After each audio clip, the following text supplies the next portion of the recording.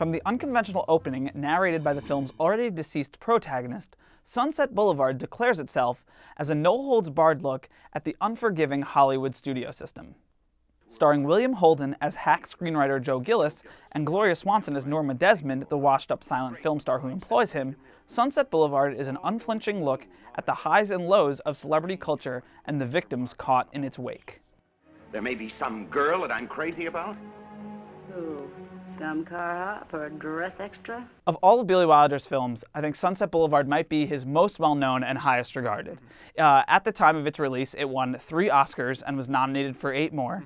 It is currently at number 32 on IMDb's top 250 list, and even more impressively, number 12 on AFI's top 100 films of all time. It's just one of those classic movies that's in the cultural lexicon, thanks largely to its famous line, "I'm ready for my close-up, Mr. DeMille." And when it won all those Oscars, Billy Wilder wasn't a stranger to winning Oscar Gold. He had, previously won for The Lost Weekend and been nominated for Double Indemnity before that.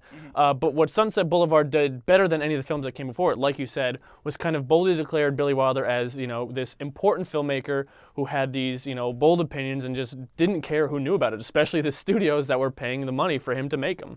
Right, he's doing what he does best here, which is give that insider view with an outsider's perspective. And it really brings a unique image of Hollywood, and particularly the value of the people working in the system.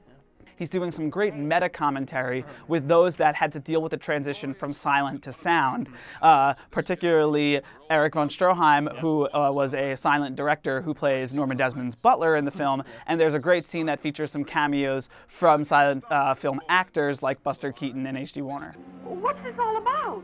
Why don't you come out and see for yourself?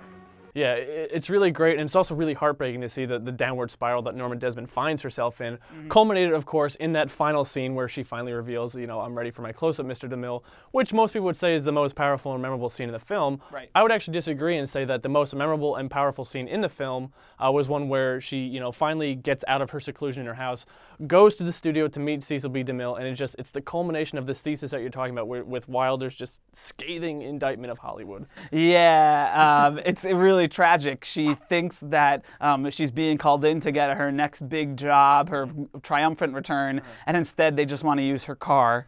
And the only person on set that recognizes her is some old crew member who shines a spotlight on her.